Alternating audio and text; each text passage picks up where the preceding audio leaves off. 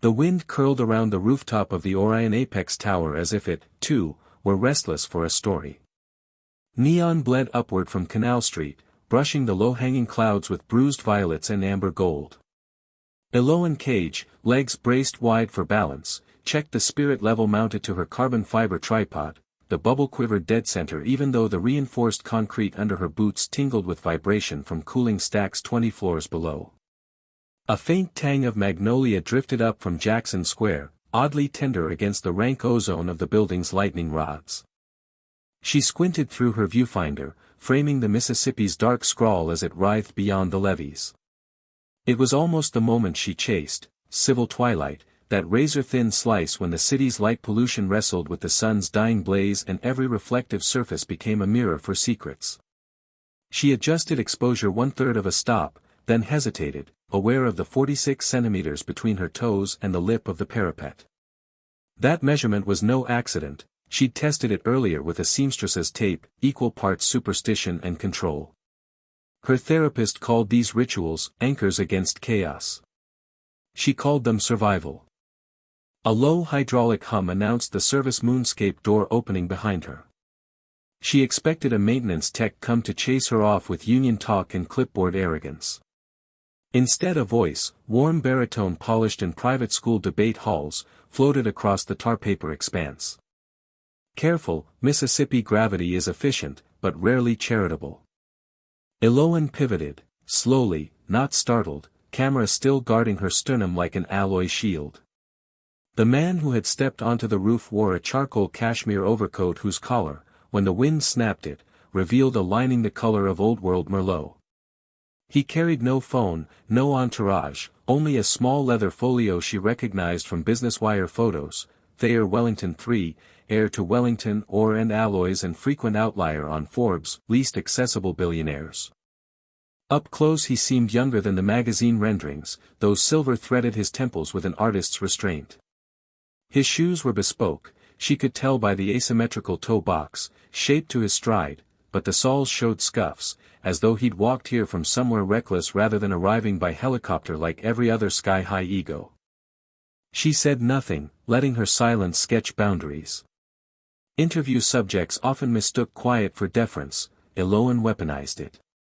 But this man only edged nearer to the parapet, leaving a polite berth, gaze fixed on the horizon where the river met the dusk like a forged seam. "Spectacular, isn't it?" he murmured, and she realized he was speaking to the view, not to her. His right hand surfaced from his coat pocket, palm open in invitation without insistence. "You're timing the alpenglow." The word startled her, few outside photography circles used it. She raised a brow. "Is that why you're up here? Chasing color theory?" He smiled as though they shared a private heresy. "Chasing redemption, actually. But color theory will do for conversation." She lifted the camera again, half sure he would object to being photographed. Instead he angled sideways until the scarred wrought iron fleur-de-lis of a neighboring rooftop chimney framed his profile like cathedral filigree. No need to ask permission, the pose was invitation. Eloan depressed the shutter. Click. The mirror slap echoed across the 50-story chasm to the adjacent tower and back, returning as a hollow percussion in her chest. She checked the preview on her LCD. The shot startled her, an almost imperceptible glimmer in his eyes, equal parts melancholy and defiance, caught the dying sun. She had captured something tabloids never managed. Instinct snapped her attention up just in time to see Wellington remove a slimline inhaler from his inner pocket, thumb hovering above the actuator before he changed his mind and slipped it away. An artifact of vulnerability, gone in an instant. "You're trespassing," she said finally, because rules gave clutter to the heart. "This is restricted." "So are you," he countered with infuriating calm. His gaze flicked to her press badge, upside down, because the neck lanyard swivel had jammed. "Freelancer. Eloan Cage." He tasted the syllables. "People say you dangle yourself off buildings to make the city blink." "I prefer to make it witness," she corrected. "Then let it witness this." He stepped forward, reducing their gap to a breath. No menace, just a gravitational recalibration. He extended his folio toward her. Instinctively she flinched, expecting a non-disclosure form or a bribe. Instead the folio unfolded like origami to reveal a single Polaroid, its white border smudged. The photo showed a coal miner in a torn reflective jacket, beating a steel drill bit against rock, half his face masked with canvas to fend off dust. The miner's eyes were Thayer Wellington's. Elko County, Nevada, 1993, he said quietly. Last summer before my father hauled me back to Harvard. I keep that shot to remind me why fortune is a debt, not an award. Eloane forgot, for a moment, about the steep drop inches behind her heels. She studied the image, uneven exposure, motion blur, a red-shifted cast, all the technical flaws she excoriated in her own work, yet it pulsed with raw narrative. A billionaire showing her his origin wound was not in her evening storyboard. And you want me to, what? Immortalize your repentance? No, he let the wind close the folio. I want you to hold me accountable. Tonight at 9, I'm signing an agreement that will either save 4 Appalachian counties or cripple the company that feeds 13,000 families. I need an unbribable witness. You qualify. His candor sliced through the atmospheric noise. She should have refused, conflict of interest, ethics, personal safety. Instead she asked, why the rooftop overture? Thayer looked past her to the neon scrawl of Bourbon Street weaving into the gloam. Because down there, narrative gets devoured by commentary. Up here, he tapped the camera gently, one knuckle, not touching her skin, your lens is still sovereign.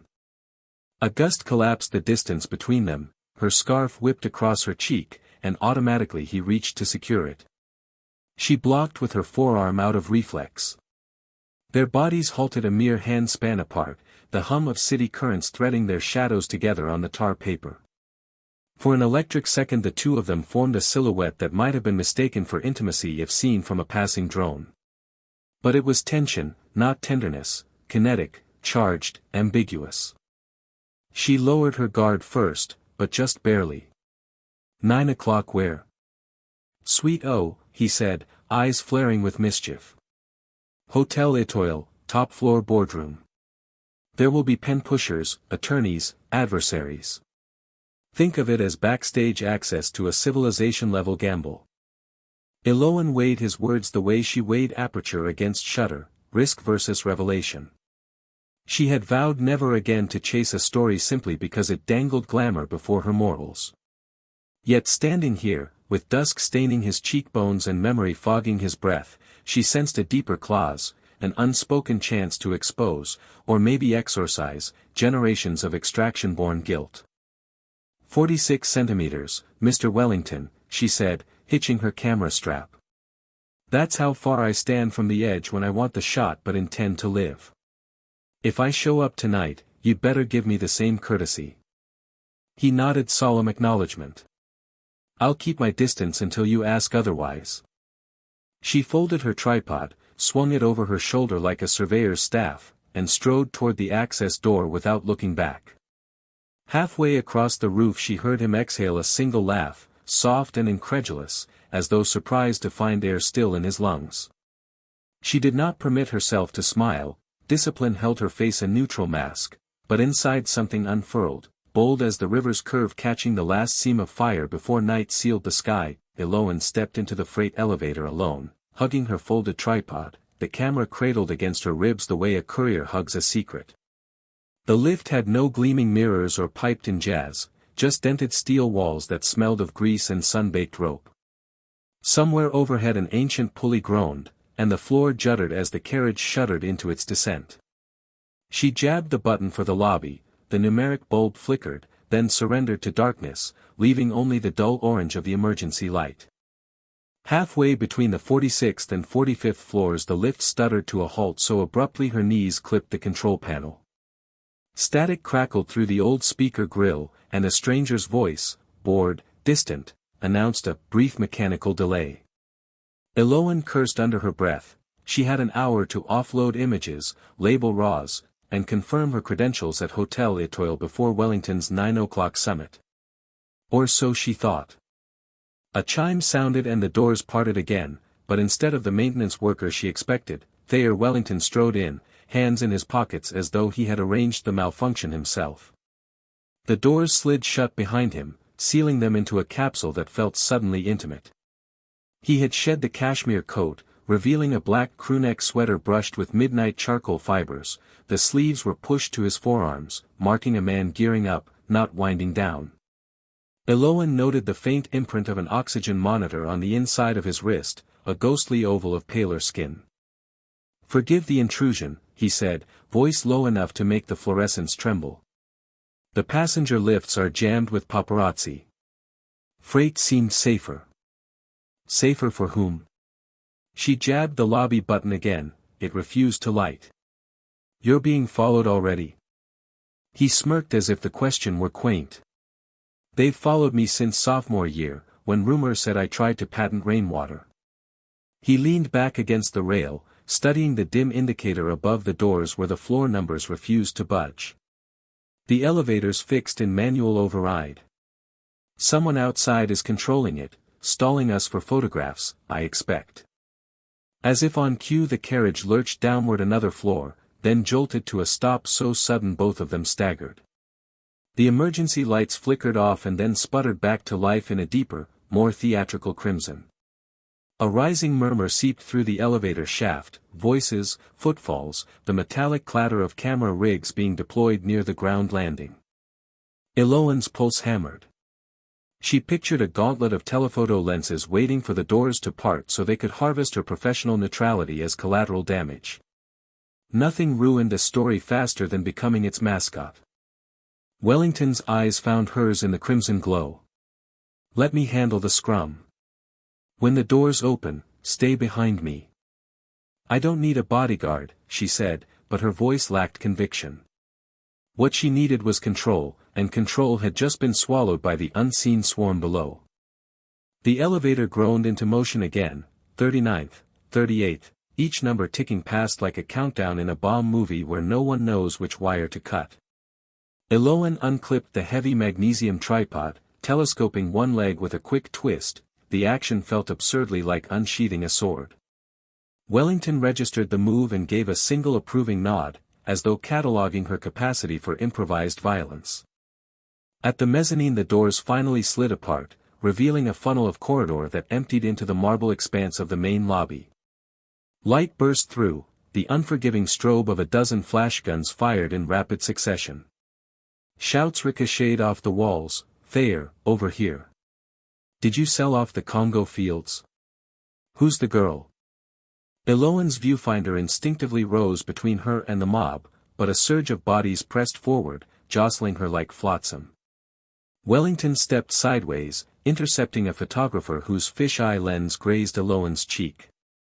His back acted as a barrier, she felt, rather than saw, his shoulders tighten. "Give her space," he barked, but the demand only whetted the frenzy. Someone shoved. A flash detonated inches from her left eye.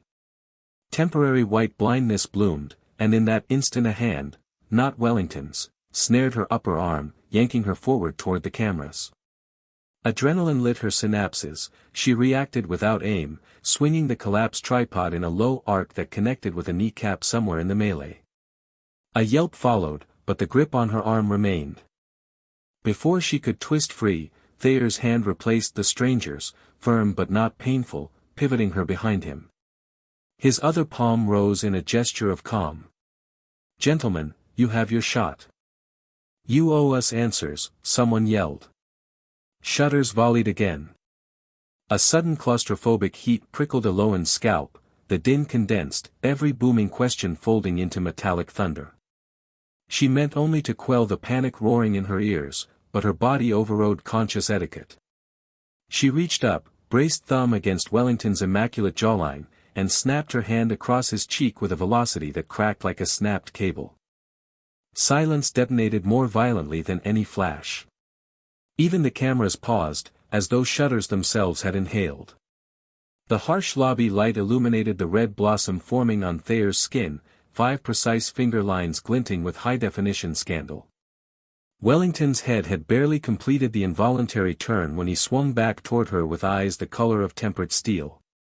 Something primal and undefended flickered there, pain, perhaps, or recognition. In the fractional beat before anyone could interpret the scene, before questions could mutate into accusations, he stepped into her personal gravity and draped one arm around her waist. His hand landed between her shoulder blades, not rough, not forcing. She gasped, tried to retreat, but the tripod clattered to the marble floor. Cameras surged forward, hungry for blood or apology or both. Then Thayer lowered his mouth to hers. The kiss was neither gentle nor savage, it was a controlled implosion. His lips captured hers with the cool decisiveness of a diver slicing into deep water. She tasted spearmint and something metallic like summer lightning. The lobby seemed to recede, distant and unimportant. For a spiraling moment the only audit that mattered was heartbeat against heartbeat. Her shock lasted a single breath, one frame in which every ethical alarm blared, yet her mind spun blank. She considered biting, shoving, ducking. Instead her palms splayed against his sternum, fingers digging into the knit fabric just enough to register the thrumming of his heart. The camera's strobes flickered again, turning the kiss into a silent film stuttered frame by frame.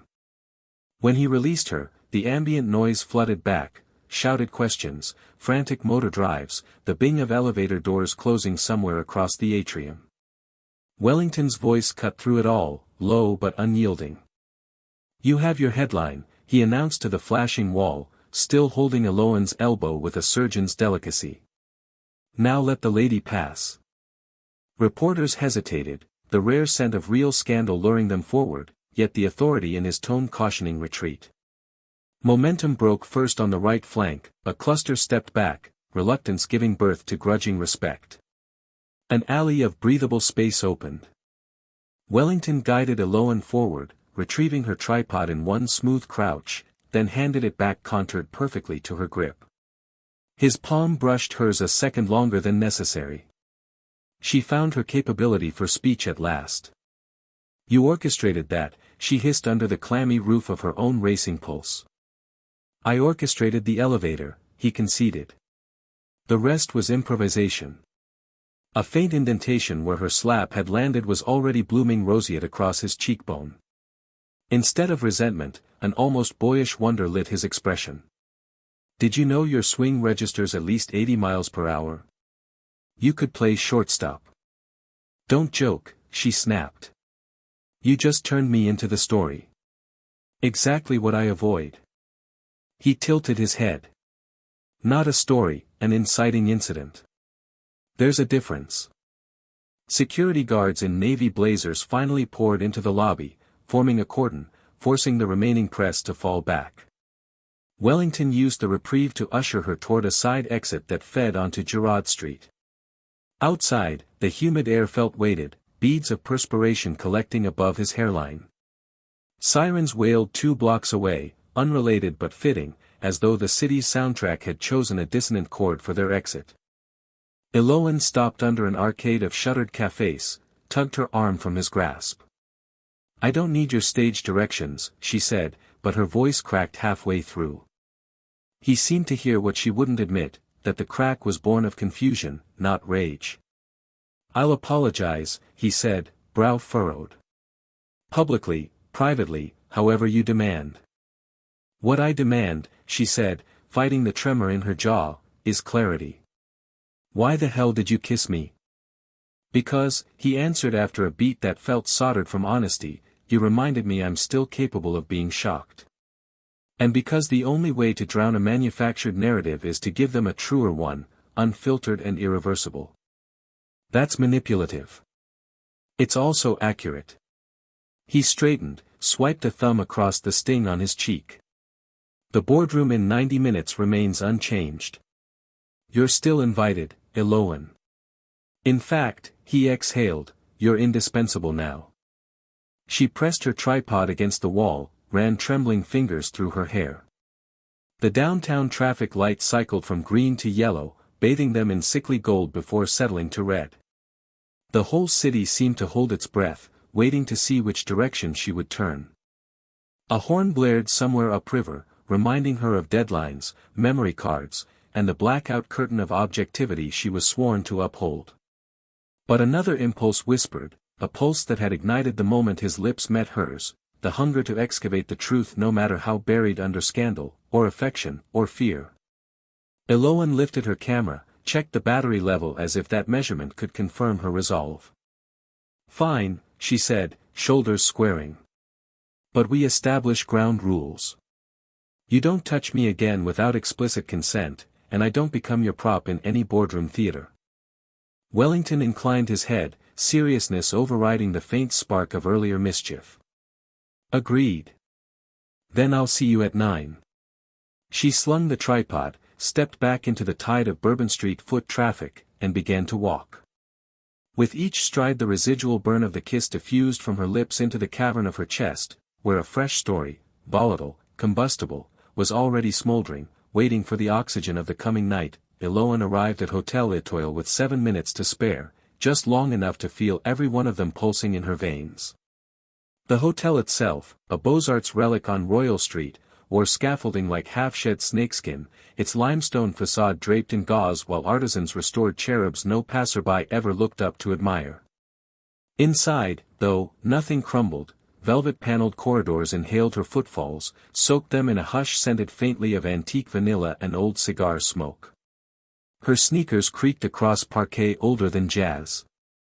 She slipped behind a potted palm to swap the press badge on her lanyard for a small brass lapel pin, an 8-pointed star, hand-delivered by a bellhop minutes earlier. It wasn't official credentials, it was a cipher. Wellington's instructions had come via a single encrypted text, where the star, follow only employees who recognize it, and keep recording. Obedience prickled her skin, but curiosity sluiced adrenaline through the discomfort. A slender concierge with a pageboy haircut and no name tag emerged from a service door, nodded once at the pin, and beckoned wordlessly. They bypassed the guest elevators in favor of a maintenance stairwell whose wrought iron treads fluttered dust with each ascent.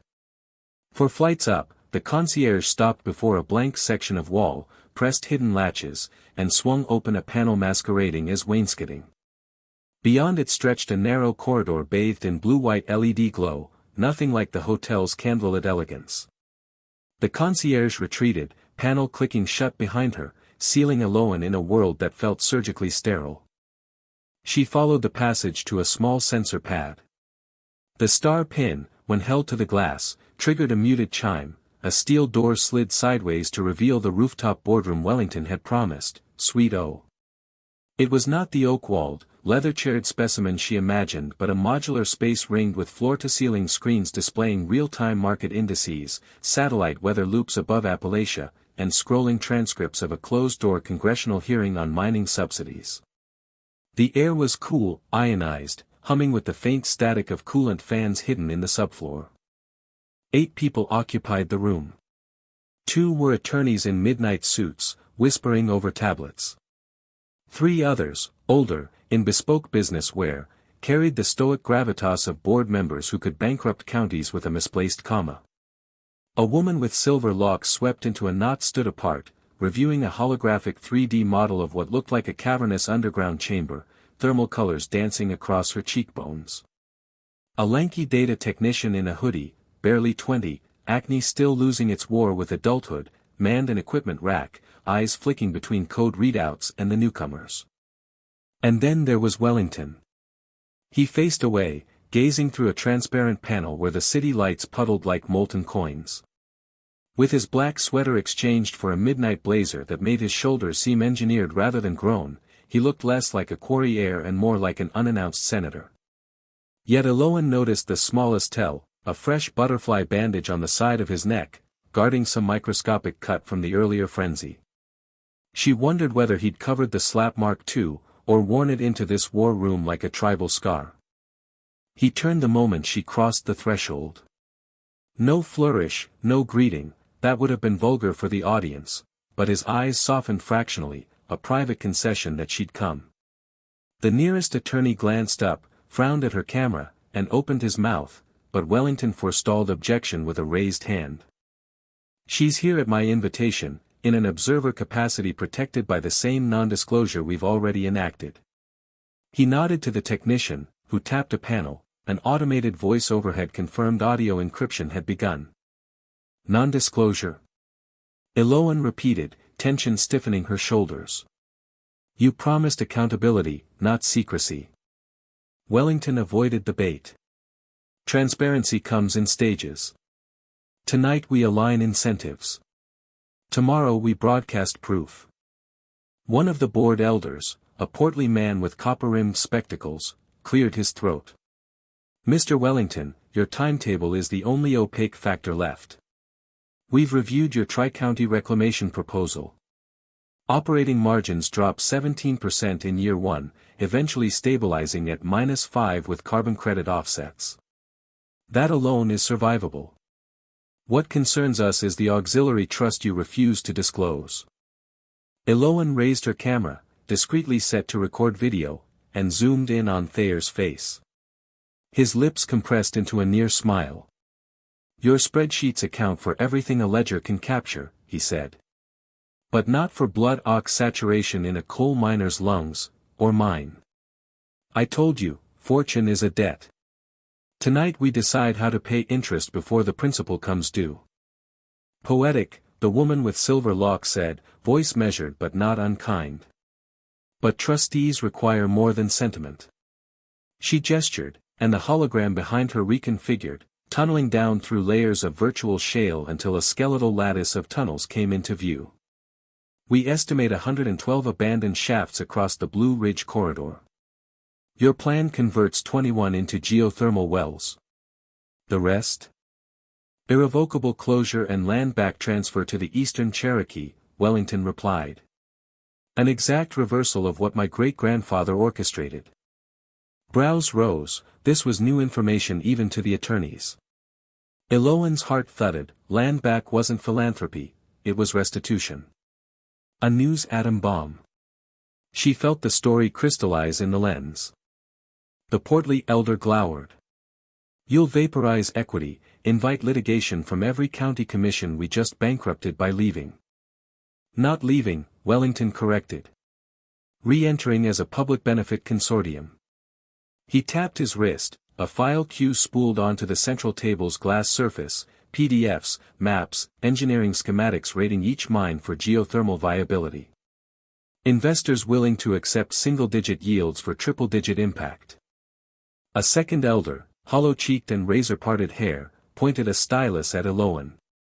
Is she one of those investors? No, Wellington said. She's the fail-safe. If we falter tonight, if any of us attempt revisions in bad faith, Ms. Cage will publish everything you see and every word you utter. Her outlet syndicates to Reuters in under 6 minutes. Consider her your conscience on deadline. Eloan inhaled. He had not warned her he would weaponize her presence so bluntly. Every lens in the room pivoted, curiosity, suspicion, admiration, none of them comfortable. She steadied her stance. The silver-haired woman closed her hologram. I vote yes, she said. No theatrics, just the gravel of conviction. The technician swivel-panned to her, capturing biometric confirmation. An attorney recorded the declaration. Wellington angled his head toward the portly elder. Silas. The man shifted, perspiration dotting his forehead. I need collateral. Wellington slid the leather folio across the table. Inside lay a single stipulation: he would transfer 61% of his personal shares into an escrow trust whose beneficiaries were listed as Minor Families Respiratory Fund. If the reclamation failed financial solvency after 36 months, those shares would liquidate for direct payout. 36 months, enough time for miners to breathe easier, but not long enough to save Wellington's control if the board went sabotage. The room held its breath. Silas signed. Hollow cheeks remained. And what do you get? He asked Eloan directly. Exclusive rights to the redemption arc. The truth, she answered, surprised at her own steadiness. Whatever shape it takes. He harumphed, then eyed Wellington like a chess rival. Protecting her costs you nothing now, but everything later. Cost isn't the metric, Wellington said. Oxygen is. Hollow Cheeks flicked his stylus, signing in digital ink. Consensus achieved. Instantly the screens reshuffled into celebratory green banners, motion passed, reclamation initiative alpha. A soft chime acknowledged biometric unanimity. The technician exhaled what might have been his first breath in 10 minutes. Wellington turned to Eloan. Walk with me, he said quietly. Break protocol, step into the footage. They escaped through a rear corridor that fed a private gallery, a dim hallway lined with sepia photographs of early 20th century drill teams. Gaslights, soot-marbled faces, boys too young for razors staring back with eyes older than everything. Eloan trailed her fingertips over the glass of one portrait, reading the brass plaque, White Star Mine, 1903. Under the grime, one miner's profile resembled Wellington so sharply she glanced sideways to confirm he was still beside her. My great-grandfather, he said, catching her look. Same cheekbones, worse ethics. They stopped before another frame, two men, both early 30s, arms slung over each other's shoulders inside a tunnel. The flash had scorched their retinas white, but the smile lines were unmistakable. That's my father, said Wellington, touching the figure on the right. My father's on the left, Eloan whispered, shock slipping its cold hand into her collar. She knew her father had worked various shafts across the South, but photographs were rare. He died when she was 12, black lung caught late, 30 miles from any hospital that could help. She had never seen this image. Tears threatened, she blinked them back hard. Your father taught mine how to fix a blown compressor, Wellington murmured. Saved 3 lives that shift. They corresponded for years. I found their letters buried in a cedar chest last month, mapping out a dream to shut the mine before it killed anyone else. His voice thinned. They never got to. Eloan's knees softened. The story was no longer academic, its roots curled into the loam of her own history, pulling blood. She steadied herself against the wall. Wellington reached, then hesitated, remembering the rule she'd set. Instead of touching, he placed something on the nearby ledge, an envelope, thick with photocopies. Their letters are yours, if you want them. Her hand hovered. Why give this to me? Because tonight you recorded the first vote their dream ever won. He exhaled, an unsteady sound that threatened to fracture into relief. And because I'm not certain how long I can keep steering the machine we just awakened. You may need every scrap of context to stop it eating us. She traced the envelope's edge, pulse resonant in her fingertips. You think your own board will double-cross you? I think entropy always finds a way. He forced a smile. But for the moment we've bought a window, one I intend to spend inhaling something more satisfying than litigation fumes. His attempt at levity faltered when her eyes met his, unflinching. The air between them felt charged again, but different from the elevator, an intimacy built on shared ghosts rather than adrenaline. She spoke first, voice raw. The slap stays off the record. Agreed. The kiss too, unless it becomes relevant. A wry breath. God forbid. They lingered a second longer beneath the paternal gaze of coal-dust ancestors before footsteps echoed behind them. The lanky technician hustled up, cheeks aflame. Sorry, Mr. Wellington, media swarming the main entrance. Board suggests exfil through the river tunnel. Understood, Wellington said. He looked at Eloan. Ready for another backdoor escape? She tucked the envelope inside her camera vest. I'm starting to think front doors are overrated. He tipped an invisible hat, then motioned her toward a freight lift hidden behind a rolling scrim. As doors slid closed, Eloan pressed record once more, this time pointing the lens at the mirrored wall, where their 2 reflections stood side by side, framed by coal-stained photographs and a future none of the miners could have guessed. The lift began its slow descent to a tunnel that would shadow them beneath Royal Street, depositing them on the levee where barges murmured lullabies of industry. But Eloan knew the night was far from done. The story had breached the chamber, found oxygen, and like any fire newly born, it would demand fuel, minds, loyalties, maybe hearts. She checked her battery again, whispered a silent vow to her father's ghost, and felt the carriage pick up speed, ferrying them all toward the next ignition point. The service lift sighed open onto a concrete mezzanine that smelled of river silt and diesel. Ahead, a passage the width of a boxcar slanted beneath Royal Street, lit by amber bulbs that trembled with each passing streetcar overhead. Eloan slung her tripod like a pike. Wellington kept pace beside her, shoes silent on damp cement. A lone figure waited at the end of the corridor, backlit by a maintenance flood lamp, tall, rangy, blonde hair tied into a seaworthy knot. He wore a charcoal driver's jacket with the Velcorp sigil ghost-stitched at the cuff. "Ms. Cage, Mr. Wellington," he greeted, voice a mellow drawl that tasted of Appalachia finding its way south. "Name's Lazar Flynn. I pull night duty for the family fleet." He offered Eloan a curt nod that carried more respect than many men managed with a bow. "Your extraction's idling topside." Wellington's eyebrows rose. "I requested Henri." "Henri called in sick," Lazar said smoothly, though Eloan registered the infinitesimal hitch between syllables. "Board security shuffled drivers at 1900 hours." They followed him through a pair of blast doors into a sloped freight tunnel that once channeled ice blocks from river barges to hotel kitchens. Now an electric cart waited there, battery humming. Lazar took the wheel, Wellington the jump seat, leaving the rear bench for Eloan's gear. As they accelerated, river dampness condensed on her lens and the envelope of Miner's letters pressed like a second heart against her chest. The cart emerged onto the levee beneath a canopy of live oaks and sodium lights. A slate-gray town car waited, engine silent, windows blacked to paparazzi standards. Lazar opened the rear door for Wellington first, then Eloan. As she slid across the leather, the faintest ozone tang pricked her nostrils, fresh ionizer filters, or a clue she couldn't name. "Where to, sir?" Lazar asked once the doors sealed. "St. Helena Memorial," Wellington said. Eloan blinked. "That hospital's been shuttered for 10 years. "Exactly," he replied. "Perfect place for questions no one wants overheard." Lazar turned north, slipping the car into the midnight lattice of Esplanade Avenue. Spanish moss flicked across the windshield like gray flame.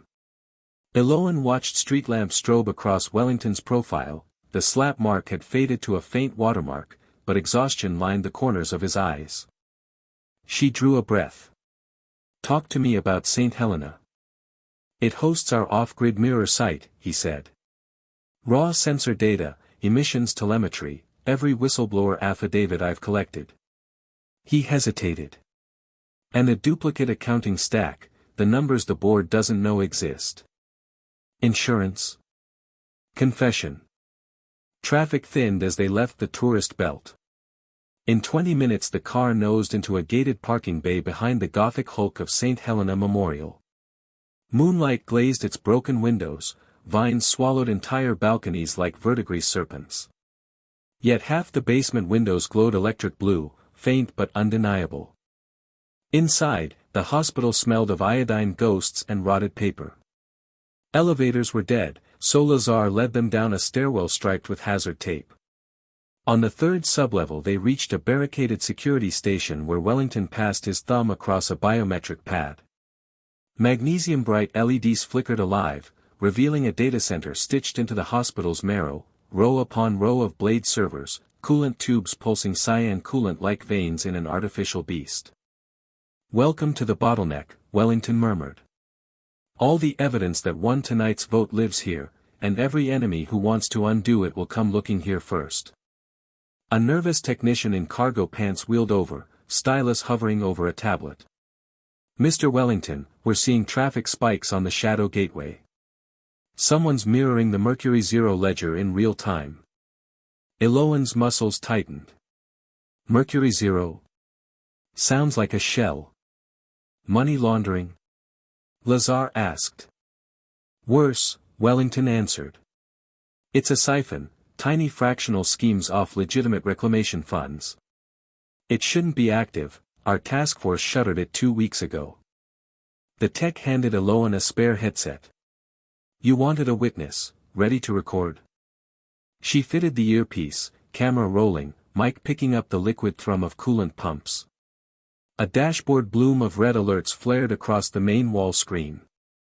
Alert, unauthorized write, Mercury 0, Node 4B. The room temperature seemed to dive. Lazar stepped closer to the console, blue light carving hollows beneath his cheekbones. Can you trace the IP? The tech's fingers danced. Working, whoever it is, they're tunneling through anonymized relays. But the entry handshake came from, she frowned. From inside Velcorp's Tallinn hub. Velcorp Europe. Board controlled. Eloan's stomach sank. Wellington's gaze met hers across the humming aisle, she saw no surprise, only dread finally taking form. Pull the breaker on node 4B, he ordered. The tech hesitated. That kills half our backups. Do it. Her fist slammed the emergency shunt. One whole rack went dark, fans spinning down like dying bees. For 2 breaths the red alert stilled, then flared white-hot. Countermeasure detected. Initiating data purge. Hell, Lazar spat. They booby-trapped the ledger. If we cut power, they nuke every local copy. Eloan swung her camera to the main screen, capturing each new line of terminal text as if they were seconds on a bomb clock. What do they want? Not theft, Wellington muttered. Erasure. He pointed at a line blinking amber, countdown 900 SEC, 15 minutes. He whirled on the technician. Mirror to an offline enclosure. Pull drives physically if you have to. She sprinted down the aisle. Wellington grabbed Eloan's arm, remembering consent too late, then releasing.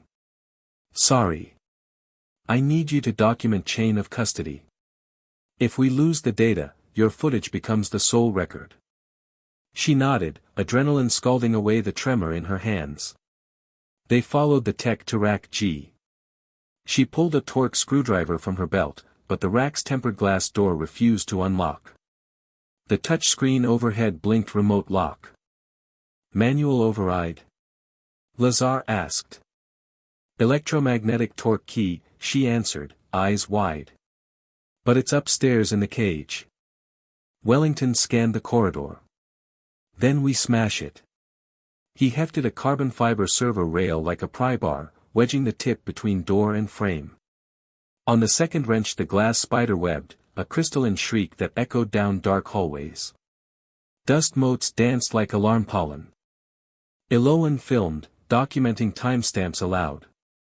11:13 p.m. impact breach rack G. A klaxon erupted overhead, actual sirens, not software. Emergency strobes painted the aisle in seizure red. Then the ventilation coughed, and a thin gray vapor began to curl from the floor grills. Halotron. Lazar barked, ripping off his jacket to cover his mouth. Fire suppression gas, oxygen displacement. Eloan's lungs seized as if a fist had closed around them. Wellington grabbed the broken glass, yanked a drive sled free, gloves shredded, blood speckling the steel. He thrust it at Eloan. Get this to fresh air. She shoved the drive into her camera bag, then staggered after Lazar toward the stairwell. But halfway there the security door hissed shut, hydraulics clamping it like a sarcophagus lid. A status panel blinked containment mode. Eloan's vision tunneled. The halotron fog climbed her calves, knees, hips, a cold drown. Wellington smashed the panel with his bloody fist, sparks danced, but the lock held. Secondary exit, Lazar rasped, pointing to a grating in the ceiling labeled duct main A14. They could crawl. Maybe. Choking, Eloan scaled a server chassis like a ladder while Lazar boosted Wellington up after her. She yanked the grating, screws rattled loose. Dark ductwork yawned above. They clambered in just as the fog eclipsed the rack tops below, swallowing the data center in a hush of chemical frost. The duct narrowed, forcing belly-crawl progress. Metal vibrated with the roar of purge fans. Wellington, bleeding from both hands, shoved a toolkit ahead as makeshift sled for the server drive. Eloan squirmed behind, camera scraping aluminum, every breath a serrated gasp. Minutes bled. Somewhere to their left a muffled boom rattled the ducts, an overpressured halotron tank rupturing. Lazar cursed softly. At last a faint shaft of night seeped through a roof vent. Lazar kicked out the louvers, cool October air flushed the duct, heavenly and raw. They spilled onto the tar-paper roof of St. Helena, coughing, reeling beneath a sky where Orion Apex's tower winked ironically across the city. Eloan rolled onto her back, lungs starbursting. She raised her camera, still recording, proof they had escaped with a single drive that might hold the soul of Wellington's crusade. Below, somewhere in the bowels of the hospital, the last servers whined into silence. The klaxon ceased. In the sudden stillness, the only sound was their ragged breathing and the hiss of distant traffic along the riverfront. Wellington sat up, palms a ruin of lacerations. He stared at the drive clenched in his fist, a fragile reliquary, then at Eloan. Mercury Zero isn't just skimming funds, he said, voice shredded. It's a kill switch. For every promise we made tonight. Lazar wiped soot from his forehead. Whoever triggered it had board-level clearance. An unspoken name hovered, one of the elders who had signed less than 2 hours ago. Eloan lowered the camera, feeling the envelope of letters press again against her heart. Then we treat this the way miners treat methane, she said, surprising herself with the steadiness of her tone. Test, vent, keep the flame always visible. Wellington managed a battered smile. Canary in the data mine. Exactly. She met his gaze. But next time, we bring respirators. Far below, emergency vehicles began to converge, sirens dopplering through the night. On the rooftop, 3 figures formed a small, defiant constellation, unsteady but unextinguished, holding, between torn hands and burning lungs, a single slab of spinning metal that might yet outshine every fortune written in coal dust. Hours before dusk the smell of halotron still clung to Eloan's hair like antiseptic regret, yet the evening had other plans for her lungs. New Orleans was exhaling steam from every manhole as she, Thayer, and Lazar slipped through an unmarked side door of the Orphean Opera House, tonight transformed for Velcorp's annual Crimson Halo masquerade. The gala was ostensibly charitable, funding pediatric cardiology, but insiders treated it as a stock price oracle. Whatever was whispered beneath its chandeliers usually surfaced on trading floors by morning. That made it the most dangerous place in Louisiana for 2 people carrying a blood-smeared hard drive and a secret that could vaporize billions. They had spent the afternoon in a derelict warehouse on Tchoupitoulas while Lazar coaxed the salvaged server into life inside a gutted mini-fridge packed with dry ice. Soot streaked Wellington's knuckles, the cuts taped shut but refusing to clot, so Eloan fashioned thin gloves from the sleeves of her spare t-shirt. They looked like makeshift opera gloves, threadbare but perfectly theatrical. Inside the Orphean, crimson velvet draped the grand staircase, and every guest wore the mandated half-mask, ivory for women, obsidian for men. Eloan's was emerald glass edged in tiny copper gears. Lazar had found it in the prop loft and insisted it matched the patina of her eyes. Wellington's mask curved matte black across his cheekbones, but only one side. He had chosen to leave the faint outline of her slap exposed, claiming authenticity was a more potent disguise. Lazar, reduced again to driver, carried no mask and was banished to the tech mezzanine above the grand tier, where he threaded fiber lines from their icebox server to the house projection rig. A string quartet slid into an electric cello remix of House of the Rising Sun as Eloan and Wellington stepped onto the marble floor. Murmurs rippled, recognition suppressed by etiquette. The 2 senior board members who had signed the reclamation initiative, Silas Rawlings and Victor Hale, lingered near the champagne tower, faces unreadable behind gilt filigree.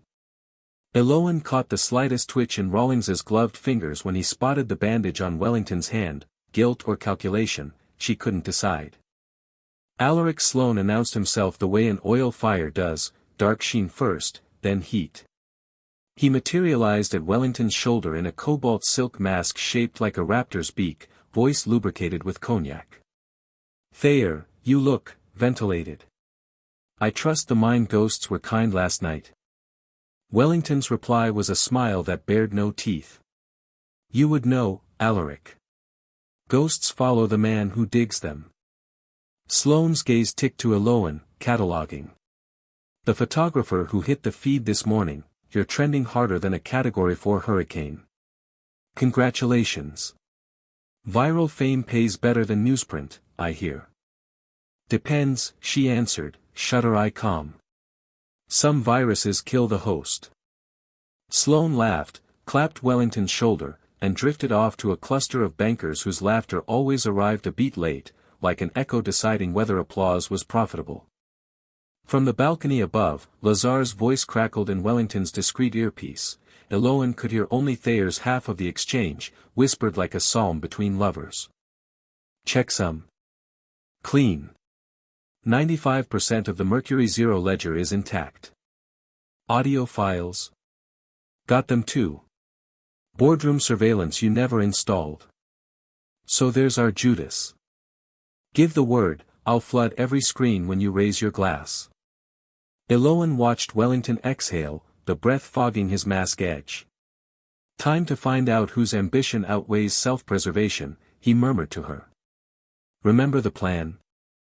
Film everything, move like smoke, and if the room riots, stay close to a load-bearing column," he finished, half smiling. "Old mining habit." The maestro rapped his baton, lights dimmed except for the stage, where a podium and a crystal data tablet waited. Wellington ascended the steps as master of ceremonies, accepting polite applause that tremored with curiosity. Eloan circled to the apron's edge, lens already live.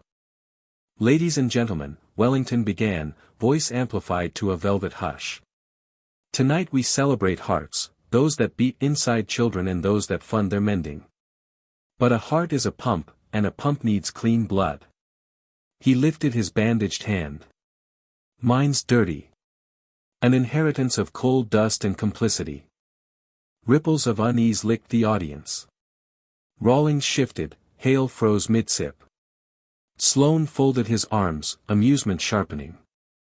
"I stand before you," Wellington continued, "having voted to dissolve a century-old empire in favor of a future that may never pay dividends. Some call that lunacy, some call it redemption. I choose another word, ledger." He tapped the crystal tablet. Every drape in the hall flutterglowed as hidden projectors kindled to life. On 40-foot curtains unfurled the Mercury Zero transaction log, dates, amounts, locations, scrolling like the end credits of a war film. Gasps gusted. Eloan pivoted, capturing faces, a hedge fund manager inhaling so sharply his cravat muffled the squeak, a socialite clapping a jeweled hand to her mouth. Wellington's voice cut through the rising clamor. "Here is the sluice that bled our reclamation fund, siphoning into accounts designed to vanish. Last night unknown parties tried to incinerate this evidence, and nearly took my team with it." He paused, letting the indictment settle like ash. "But data, like coal seams, leaves pressure signatures." A second tap. The screen split into audio waveforms and time-stamped video, a dim boardroom, silhouettes at a long table. The figures crystallized, Victor Hale's distinguished profile, Silas Rawlings's copper spectacles, and, at the head, Alaric Sloane. Their voices rolled across the opera house, unfiltered. "Sloane, if Thayer thinks he can martyr the company, will trigger Mercury Zero. A tidy purge, fatal to the data, survivable for us. Hale, collateral casualties. Sloane, data centers aren't staffed after 11. Smoke damage at worst." A hiss spread through the audience, a collective serpent of shock. Hale leapt from his seat, mask dangling by its ribbon. "This is doctored," he bellowed, but the speakers continued, damning and crystalline. Rawlings bolted toward the exit, security intercepted him. Sloane stood motionless, calculating trajectories that no longer existed. Eloan framed his eyes, winterbright, fury tamped flat by the weight of inevitability. Then a new feed overlaid the screen, medical imaging, lungs webbed with iron flecks. A radiologist's watermark dated yesterday. Wellington's voice softened. My father and Ms. Cage's father suffocated in shafts these men called assets. I carry the same dust, so do thousands. Mercury Zero was never about money alone, it funded an experimental nanotherapy that scrubs iron oxide from scar tissue. Instead of unveiling the cure, these men chose to erase every trace to dodge liability.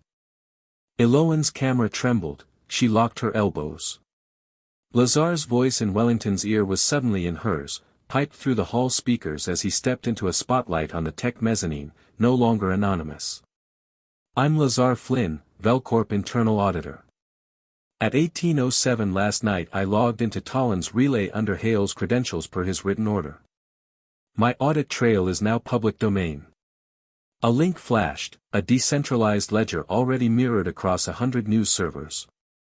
Sloan broke first. He launched toward a side aisle, but 10 miners, invited tonight as token beneficiaries, blocked him in dusty Sunday suits, arms crossed. The irony was operatic. Security closed. Handcuffs clicked. In the orchestra pit the quartet found itself mid-crescendo of silence, the cellist set down her bow with a sigh that seemed to release every held breath in the room. Eloan lowered her camera.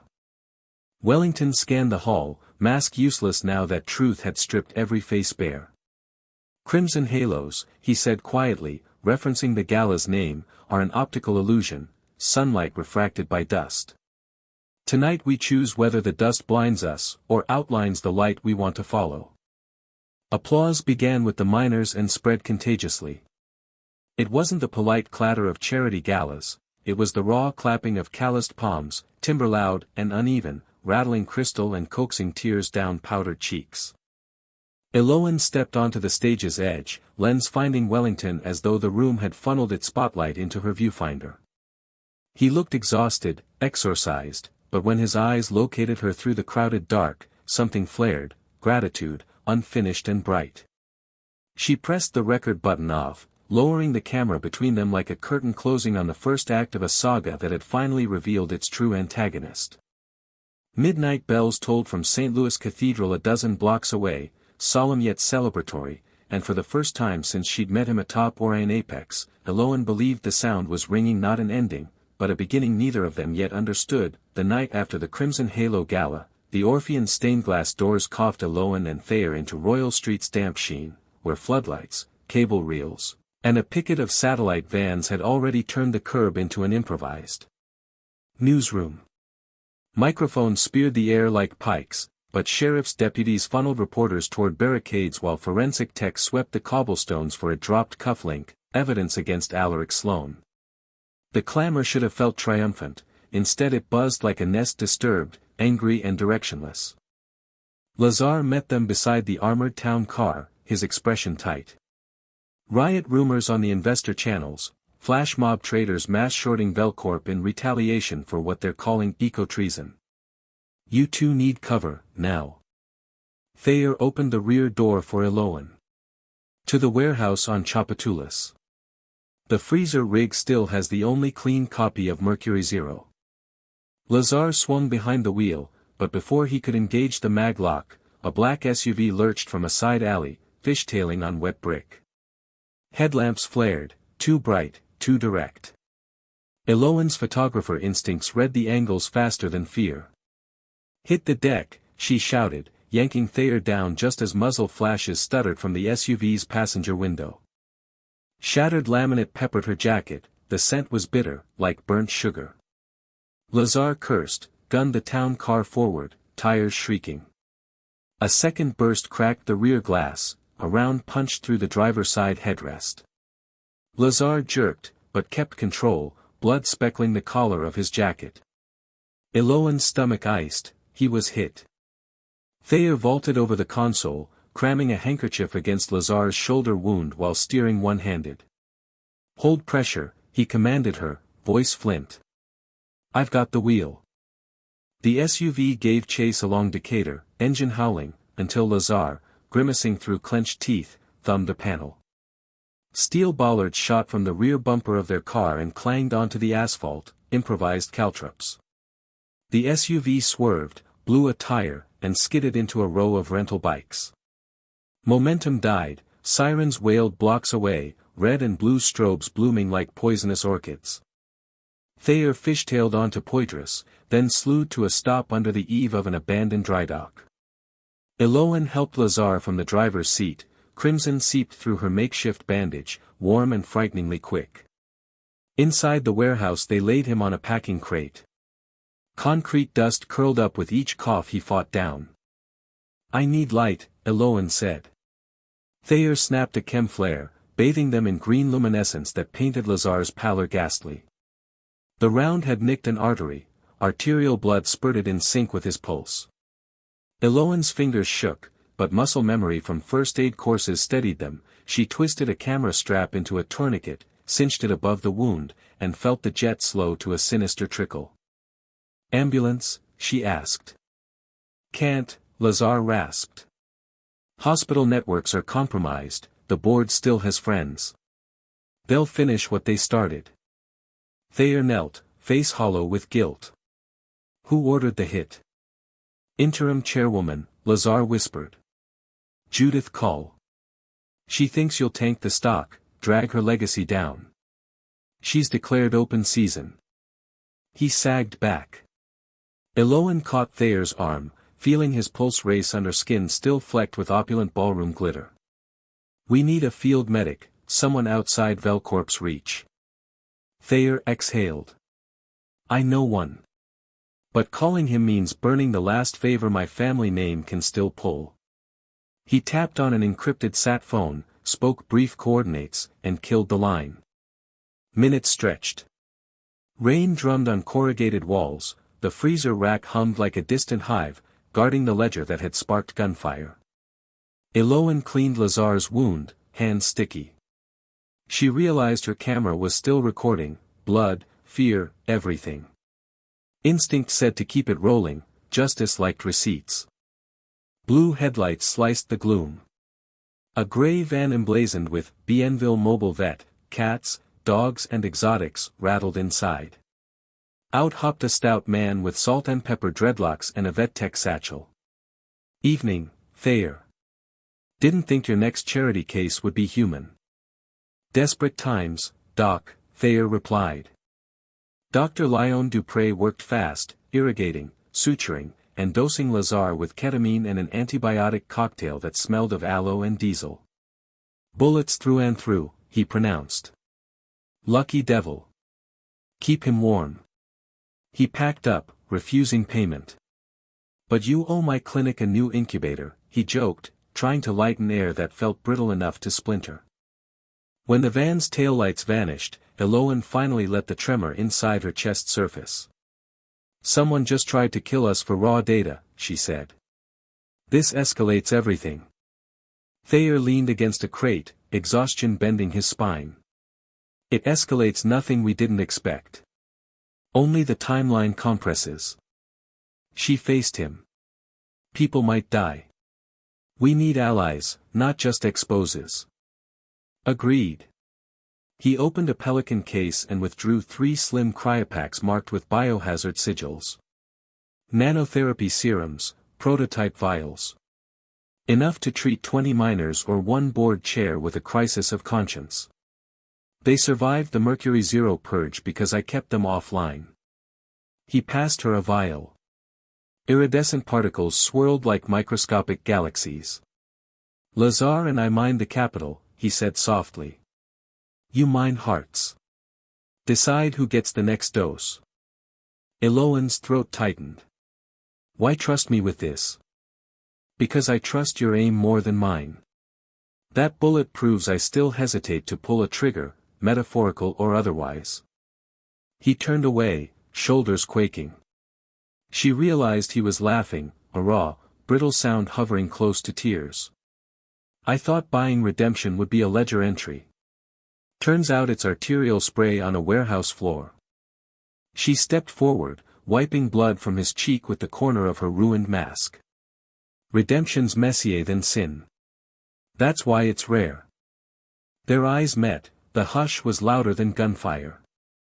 Rain intensified, drumming Morse code across the tin roof.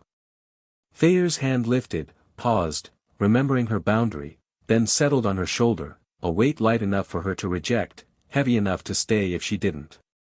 She let it remain. "You're still bleeding," she murmured, noticing crimson seeping from a glass slice he'd missed along his hairline. She dabbed it with gauze. Their breath mingled, warm despite the freezer's wheeze. A metallic clang interrupted, the clatter of a tool dropped. Lazar stirred, semi-lucid, blinking pale eyes. "Family meeting," he croaked. "No necking while I code blue." Thayer grinned, tears drying to salt. "First thing you do after bullet trauma is wisecrack." "Definitely my blood." Eloan froze. "Your blood." Lazar coughed a laugh. "Should have told you before now. Mom was the geology intern your father, our father, mentored in Nevada. Thayer paid off her student loans, hired me to audit Velcorp so I'd learn the beast before trying to tame it." Thayer shrugged, embarrassed. "Half-brothers. Different mothers, same stubborn chromosome." Astonishment prickled Eloan's skin, a familial twist humming under every moment she'd witnessed, the easy shorthand, the reflexive loyalty. This secret knit the night's chaos into a new pattern. The bullet hadn't merely sought an employee, it had targeted Thayer's heir. She exhaled slow. "Then you both carry dust from the same mine, and the same duty to bury it." Thunder rattled windows. A row of halogen work lights outside the loading bay flicked on, illuminating 3 armored SUVs rolling up, engines muttering. Eloan's camera, still recording, auto-adjusted exposure and captured the stenciled logos, Secure Invest Tactical, Velcorp's privatized security arm. Call had deployed the full asset recovery squad. Thayer assessed the distance to the back stairwell, then to Lazar, pale under thermal blankets.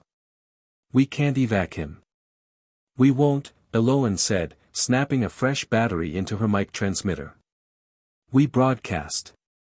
She triggered a live stream to the same decentralized network Lazar used. Her lens framed the cryovials, the bullet-torn jacket, the rain-slick SUVs outside.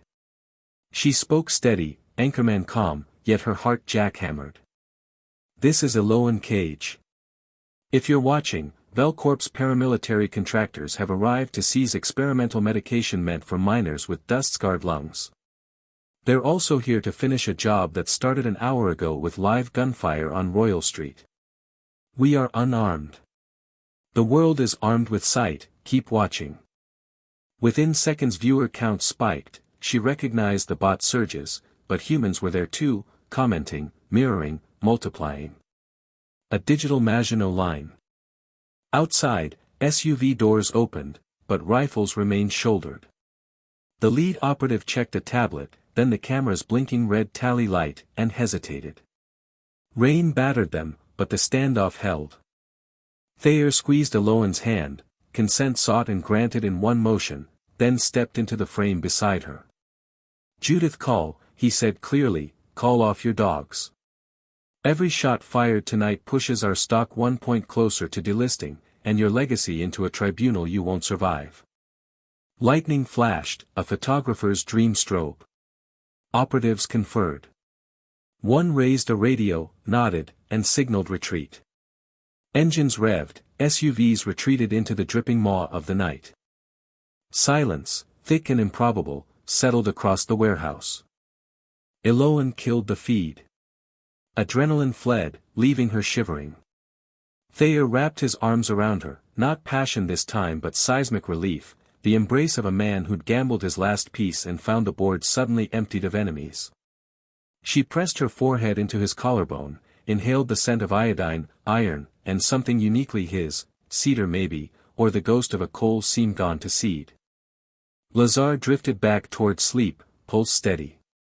"Mom'll be proud," he mumbled. Thayer brushed a hand over his brother's hair. "She already is." A generator hiccuped, freezer lights flickering, then steadied. The ledger's drives hummed on, indifferent to human drama yet humming with everything that made the drama matter. Eloan lifted her head. This isn't the end. No, Thayer agreed, eyes like embers banked for dawn. It's the ceasefire where we dig new trenches, together. She kissed him first, no cameras, no crowd, no frenzy. Just a soft press that tasted of copper and rain, promising that the rest of the war, whatever shape it took, would never find either of them standing alone again. 48 hours later a chartered turboprop banked over the misted folds of the Blue Ridge Mountains, its engine note throbbing like a contained heartbeat. Eloan sat by the starboard window, camera on her lap and a plastic cup of black coffee turning cold between her palms. Down below, a crooked seam of slate roofs marked Harlan Station, the coal town where her father's Social Security checks had once carried the postmark. Across the aisle Lazar dozed under a blanket that smelled faintly of the makeshift veterinary clinic. Ketamine had burned off, leaving morphine and rye humor in its place. His shoulder was packed in a carbon fiber exosplint, a prototype that Dr. Dupre had scrounged from Tulane's medtech lab. Each time the plane hit chop, a crease of pain twitched his brow, but he never fully woke. Thayer stood near the cockpit door, bracing himself against the bulkhead, reviewing schematics on a tablet whose screen brightness he had dimmed to a ghostly glow. The data showed heat flow simulations, 21 abandoned shafts, plotted as vertical arteries, pulsing with oranges and reds that promised geothermal salvation for counties addicted to a fuel the future no longer wanted. Every so often he glanced back at Lazar, something fatherly, no, brotherly, softening the knife edge of his profile. A patchy signal finally stabilized over the ridge, and Eloan's phone exploded with notifications. Velcorp's share price had yo-yoed, then settled 10% below yesterday's open, not the freefall pundits predicted, yet enough to spark boardroom panic.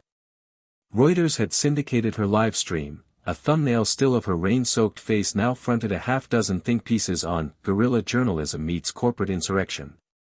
Comments were feral, half hailing her a hero, half calling her a self-righteous terrorist.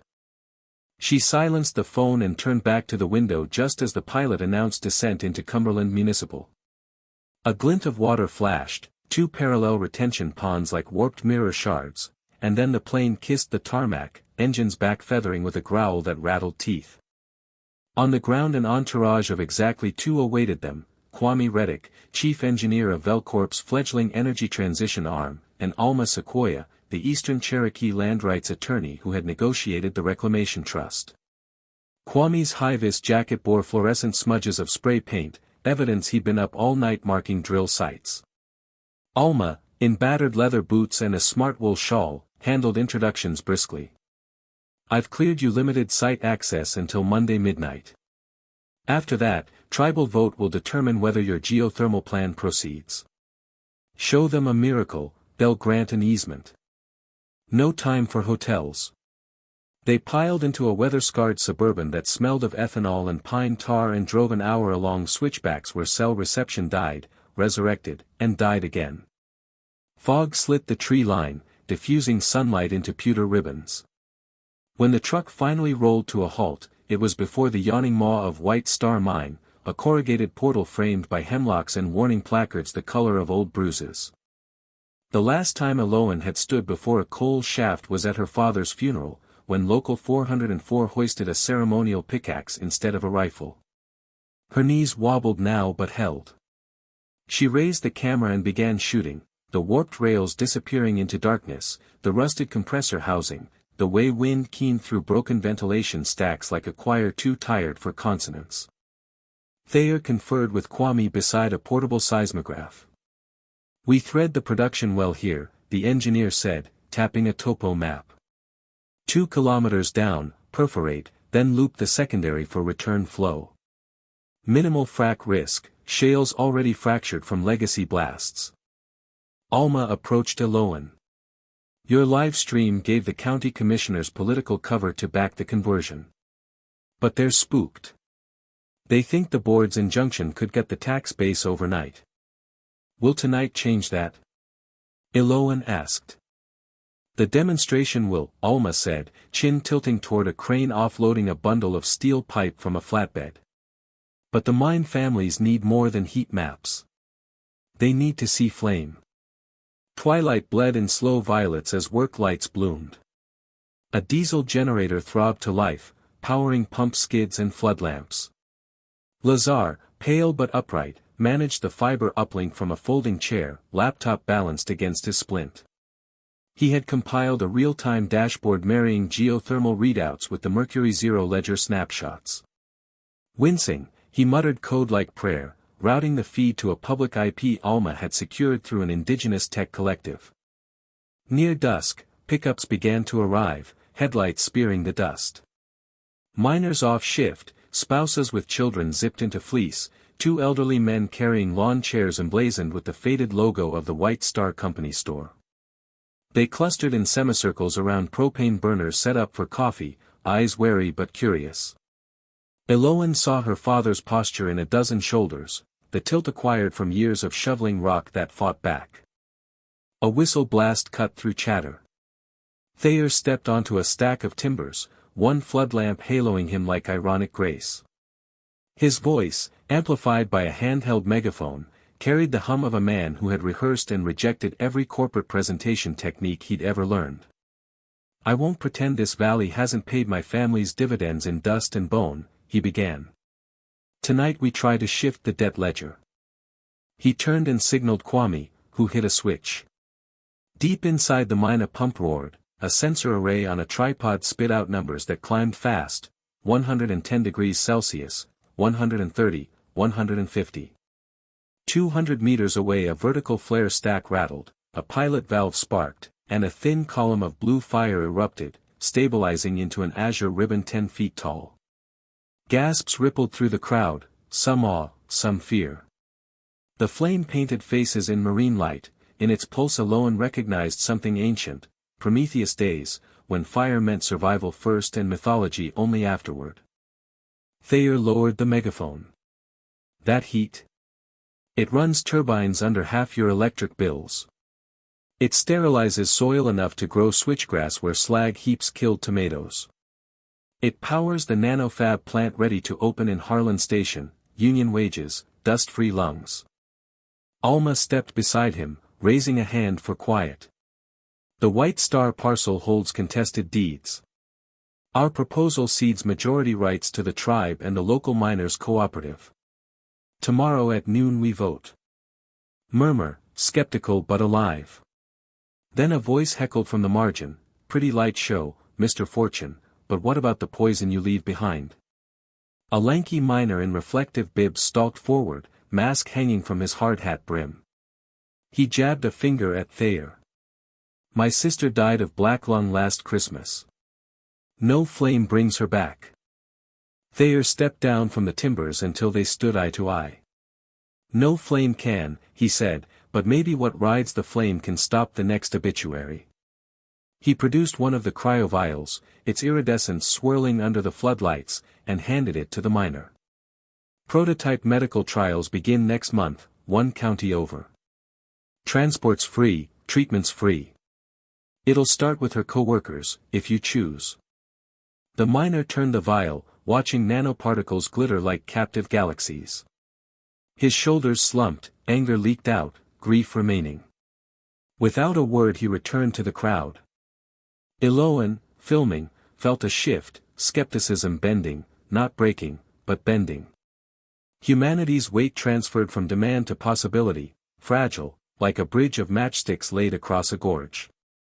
Then a deep rumble stitched across the earth, subtle as a submarine's growl. The floodlamps flickered. Kwame glanced at the seismograph, a spike jittered on the screen. Ground settling, he muttered, or. A second rumble, sharper, accompanied by a tremor that rattled rigging chains. Alma swore. That wasn't the well. Shouts erupted near the shaft entrance, a plume of dust belched out as if the mine were exhaling. 2 security volunteers ran forward, then recoiled, coughing. Eloan's lens caught a flicker of orange deeper inside, flames, but wrong color, too ochre, too smoky. Kwame sprinted to a valve well and slammed it shut, the flare stack guttered out. Somebody set a backburn, he shouted. They lit coal seam gas inside the old ventilation drift. Lazar cursed from his chair, fingers clawing keys, jacking into acoustic sensors. I've got a heat bloom in section delta, 80 meters from the service gallery. If it hits the ammunition left from the 1957 dynamite cache. Thayer grabbed respirators from a supply crate, tossing one to Eloan, one to Alma. Evacuate the ridge line, get everyone beyond the creek. And you? Eloan demanded through the half-mask. Cutting the fuse. He pulled on headlamp and glove streaked with blood from 2 nights ago. Eloan's instincts screamed fracture lines, camera safety, story over, but something older and less negotiable heaved her forward. She snatched a spare mask, sprinted after him, voice echoing. You'll get lost in the drift. You need a second light. Inside, the shaft swallowed them in blackness so complete it felt liquid. Headlamps painted cones of visibility thick with swirling dust. The rumble settled into a crackle, the intimate hiss of fire chewing timber struts. Heat signatures on Thayer's wrist unit glowed opalescent. Primary ventilation is dead, he hissed. Methane building. They reached a fork where centuries of miners had etched coal dust into the timber like rings on a tree. Flames licked along the left drift, devouring creosote planks. At its base glimmered silver tubes, thermite charges, 6 of them, wired in daisy chain. Whoever lit the seam meant to collapse the gallery, entombing the geothermal well before it lived. Call's reach, long and lethal. Thayer yanked a pry bar from his belt, smashing the nearest fuse. Sparks sizzled. The second charge sputtered, coughing slugs of molten iron onto the floor. Eloan dropped to her knees, snapping a shutter reflexively, then used the camera body to hammer a fuse off its housing, plastic cracking under 40 megapixels of magnesium alloy. 2 charges down, 4 burning. A strangled creak overhead warned of timber failing. Thayer shoved Eloan sideways just as a crossbeam collapsed, splinters scything the air. Dust cone enveloped them, silencing the fire's roar in an eclipse of debris. Eloan's ears rang, her respirator filters clogged. She coughed, tasted copper. Thayer's voice punctured the ringing, rough but alive. Still with me? She coughed assent. He pressed a detonator stub into her palm. Last 2 charges are live but isolated. You're lighter, crawl in, cut the wires. I'll brace the beam. She wanted to argue, but the mathematics were brutal. He outweighed her by 40 pounds, the beam sagged like a guillotine, time ran as thin as respirator oxygen. She dropped flat and slid into a space smelling of hot iron and charred pine sap. Wires danced before her lamp, red over white over red. She remembered childhood science fairs, battery circuits, her father's hand steadying hers. Twist the wire, disconnect the loop, keep your voice calm even when the metal's hot. 1 snip, no spark. Second snip, tiny pop, but silent after shock. The unit's LED died. A roar from behind, the beam gave way. Thayer grunted, but his silhouette held, wedged under a new brace he'd jimmied from iron rail. She scrambled back, adrenaline lashing limbs like nettles. Together they hauled the thermite sticks into a drainage ditch, then staggered for daylight. Outside, a fresh wind funneled down from the ridge, fanning ash into harmless ghosts. Alma herded families across the creek, Kwame radioed county firefighters. Lazar's drone hovered overhead, streaming live to every phone in the valley, Thayer and Eloan emerging soot-masked, hauling diffused charges like slain dragons. The crowd erupted, not cheers exactly, more a collective exhalation that stole oxygen from the night and replaced it with belief. Even the heckler stepped forward, eyes wet, and pressed the vial back into Thayer's hand. Keep it cold, he said gruffly. But save me a place in line. Flashlights converged, someone draped blankets over soot-streaked shoulders. Beneath the grime, Thayer's slap mark was gone, replaced by a welt from the fallen beam. He laughed through blood-flecked teeth. Second time you've hit me, Eloan. Third, she corrected, voice hoarse. First was the kiss. I think we're even. Lazar hobbled over, for bag slung from a walking stick, grin crooked from anesthesia hangover. Seismographs flat again, he reported. Hell of a live stream, sis. He winked, new shorthand they hadn't yet earned but already felt true. Thayer turned to the assembled miners, his voice ragged but unhidden. Votes tomorrow at noon.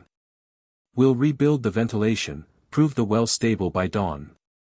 If you stand with us, the board can't bulldoze you without bulldozing the world's cameras, too. Eloan's camera, miraculously intact, captured the nods, the cautious half-smiles, the children's wide eyes reflecting generator light like small moons. She kept rolling until batteries bled dry, and the last frame she logged before blackout was Thayer's hand finding hers in the dark, fingers interlacing, not to claim, not to convince, but simply to confirm that skin could still feel after carrying heat and peril and the weight of promises deferred too long. That night they slept in shifts inside pop tents pitched near the silent flare stack. At 3 a.m. Eloan woke to find Thayer writing letters by headlamp, blood-flecked glove discarded beside him. One envelope bore Alma's name, another, Lazar's, the third, hers. She pretended to sleep until he folded them away, then drifted close enough to feel the shiver in his breath. Without speaking she laid her palm against the center of his chest, steady beats, wounded ribs, life stubborn as a pit pony, and knew that the Dawn's vote would not be the final referendum. The true ballot was already cast in the furnace of that drift, where wire met flame and chose another ending. Dawn arrived on White Star Ridge like a tentative apology, low clouds parted just enough to let through skeins of pale sun that silver-plated the drill rigs and the makeshift coffee urns. Eloan woke to the smell of chicory and wet canvas and found Thayer already outside the tent, boots planted in red mud, steam coiling from the tin cup in his cut hands. Overnight Alma had convinced the tribal council to shift their vote from the courthouse to the mine site itself. Symbolism mattered, she'd argued, and the land deserved to hear the verdict in its own voice. By 8:30 the ridge was a parliament of pickup trucks, lawn chairs, and folding tables burdened with crockpots. Reporters, barred from the formal session, lined the creek bed with telephoto lenses, and drones orbited overhead like doubtful angels. Lazar, color in his cheeks again, sat on an up-armored golf cart, his wounded arm in a sling, piloting White Star's Wi-Fi mesh so every phone could stream the proceedings without a gatekeeper. The council circle formed in front of the flare stack, 23 voting members in blankets woven with constellations and state college hoodies, past and future stitched together. Alma stood beside them holding a cedar box packed with two kinds of river stones. White stones for yes, red for no, each elector would drop one into a steel bowl, the tone of the clink, high for approval, low for dissent, would tell the crowd how far the tally leaned before it was even counted. Thayer said little. When miners approached with handshakes or shy nods he answered with the quiet gravity of a man who realized every syllable might echo for decades, better, then, to let his bruised hands speak. Eloan filmed but occasionally lowered her lens, needing to test the scene with her own eyes, unmediated.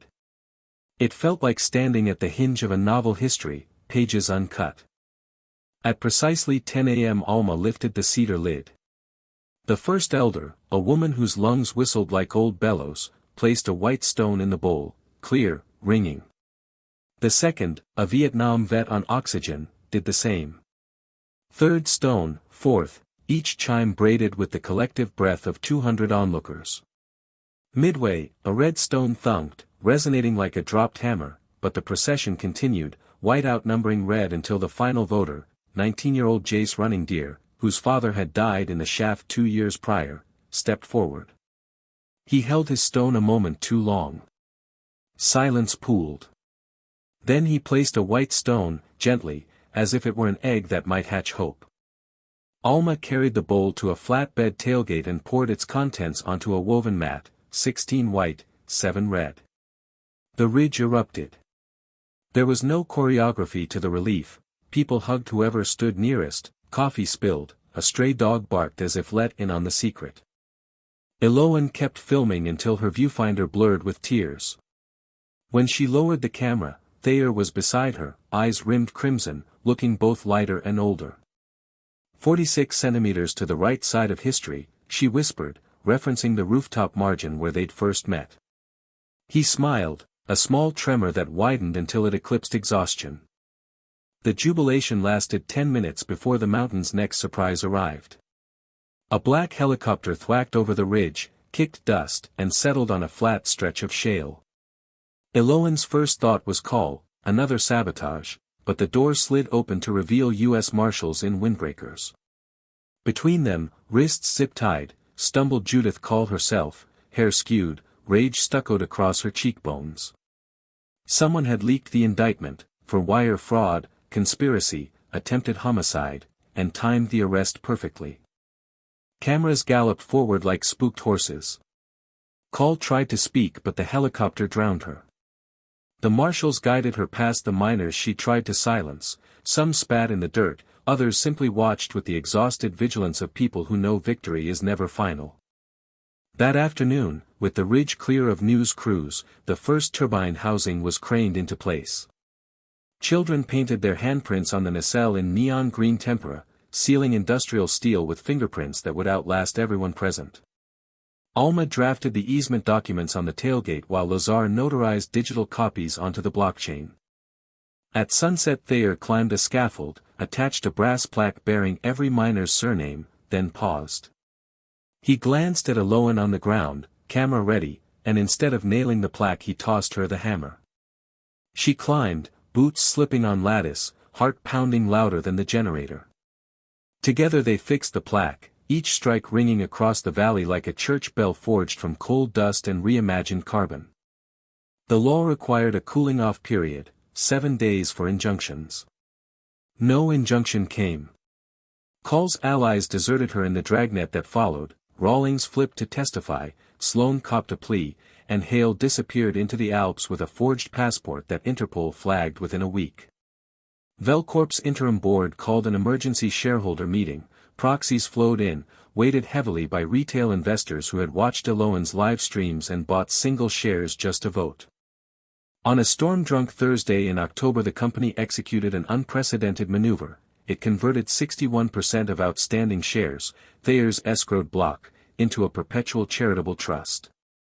Dividend rights would fund lung screening vans, geothermal scholarships, and a corporate governance institute named after the two miners in the sepia photograph, Joseph Cage and William Wellington. Wall Street nicknamed it the coal-to-code gambit. The stock dipped, then soared, confounding every analyst who measured courage only in quarters. 6 months later, snow dusted the ridge as the geothermal plant synced to the TVA grid. Classrooms in Harlan Station that winter ran on White Star wattage, utility bills fell by half. The miners' cooperative ratified a new labor agreement pegged not to tons extracted but megawatts generated. Alma was elected county judge, Kwame's team won an R&D grant to replicate the model in Wales and Sichuan. Lazar, arm-healed, took over Velcorp's audit committee, first agenda item, delete the last remnant of Mercury Zero and replace it with an open ledger platform named Canary. And Thayer? Publicly, he withdrew, desk resigned, salary capped at $1, media requests declined. Privately he underwent the nanotherapy trial, but insisted the first doses go to 3 miners with stage 3 siderosis. By the time his own treatment slot opened, his pulmonary CT looked worse than theirs, but the nanoparticles worked, iron flex dissolved, lung capacity crawled from 46% to 73%. The clinical paper would later call him Patient X, anonymous in text, unmistakable in legend. For Eloane the year unfolded in frame rates. She edited terabytes of footage in motel rooms, on trains, in the sonic boom quiet of the Library of Congress Media Lab. The rough cut premiered at Sundance under a title suggested by Lazar, 46 centimeters. It sold out in 10 minutes, drew standing ovations, and triggered a bidding war between streamers. Yet the true premiere came 2 weeks later, projected onto a bedsheet hung from the White Star headframe, popcorn popped in miners' helmets. When the credits rolled, nobody moved until the last chord faded, only then did children chase fireflies across the thawing mud. On the first anniversary of the Ridge vote, Helena found herself back in New Orleans, on the roof of Orion Apex, the place where gravity had tried and failed to steal her story.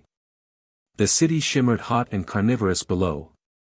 A helicopter's downdraft whipped her hair, but she stood firm, exactly 46 centimeters from the edge, tripod planted like a flag. Footsteps approached, familiar weight in each tread. Thayer emerged from the access door, no cashmere coat this time, just a denim jacket bearing soot stains that no detergent could persuade to leave. He carried two objects, an inhaler, unused for months, and a small velvet box. "No photographers tonight," he said, voice almost lost to wind. "Then why the props?" she teased. He set the inhaler on the parapet, symbol burned into sunset. The velvet box he opened, revealing two interlocking rings forged from white star slag, polished until the once toxic carbon refracted light like black opal. "I spent a year repaying a debt," he said, only to discover it wasn't mine alone. "It's ours now, if you want it, liability and asset both." "Thayer Wellington, are you proposing a joint venture merger?" "Hostile takeover of my heart," he corrected, grin crooking. "Board seats, 2, life tenure, equal voting rights." She laughed, a sound ripped free of the last gifts of fear. "Motion to approve." "Seconded." They sealed the deal with a kiss nothing like the operatic implosion of that elevator moment. This was quieter, vital the way oxygen is, unnoticed until it fails, then everything. They lingered, forehead against forehead, until night claimed the sky and the neon resumed its endless brawl with darkness. Far below, the first turbine-powered street lamp flickered on, electricity birthed by the mine that had once devoured daylight. It cast a small, defiant circle on the pavement, exactly wide enough for two people to stand without shadows touching the edge. Helena raised her camera one last time, framing that light. She didn't press record, some stories live best uncaptured. But she did note the distance from lamp to curb. 46 centimeters, always and forever the space between falling and flight.